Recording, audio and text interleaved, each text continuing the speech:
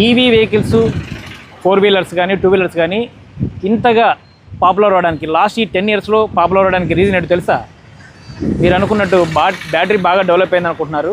కాదు, అసలు బ్యాటరీ అనేది మ్యాటరే కాదు. ఇక్కడ ఈవీ వెహికల్స్లో బ్యాటరీ అనేది చాలా మినిమల్ థింగ్. అంతకన్నా క్రూషియల్ థింగ్ ఏదైతే ఉందో అది ఎంసీయు, మోటార్ కంట్రోల్ యూనిట్ అంటారు దాన్ని.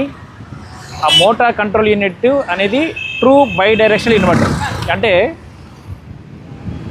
డీసీ బ్యాటరీకి మనం రీఛార్జ్ చేసి పెట్టిన ఎనర్జీ ఏదైతే బ్యాటరీలో ఉందో ఆ బ్యాటరీ ఎనర్జీని ఏసీగా మార్చి మోటార్కి ఇస్తుంది. మోటార్ ముందు ఫార్వర్డ్గా మూవ్ అవ్వడానికి హెల్ప్ అవుతుంది అది, ఆ ఎనర్జీ. ఆ తర్వాత మనం ఎప్పుడైతే యాక్సలరేషన్ వదిలేస్తామో, యాక్సలరేటర్ వదిలేసిన ఫ్రాక్షన్ ఆఫ్ సెకండ్స్లో ఆ మోటార్ జనరేటర్ లాగా కన్వర్ట్ అయిపోయి మోటార్ ఎనర్జీని జనరేట్ చేసి ఎంసీకి ఇస్తే ఎంసీ వెళ్ళి మళ్ళీ బ్యాటరీలో రీస్టోర్ చేసి పెడుతుంది. ఈ యాక్షన్ని ట్రూ బైడైరెక్షనల్ అంటారు అన్నమాట. ఇది సీమ్లెస్గా సైమల్టేనియస్గా జరుగుతుంది, విత్ ఇన్ నో గ్యాప్. మాత్రం గ్యాప్ లేకుండా డీసీ బ్యాటరీలో స్టోర్ అయిన ఎనర్జీని ఏసీగా మార్చి మోటార్కి ఇస్తుంది.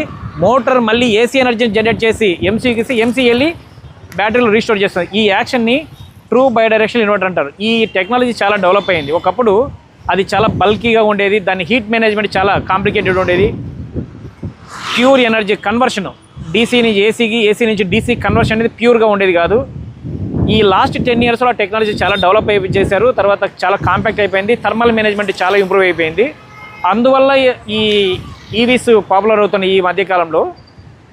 మీరు అనుకున్నట్టు దీనికి కారణం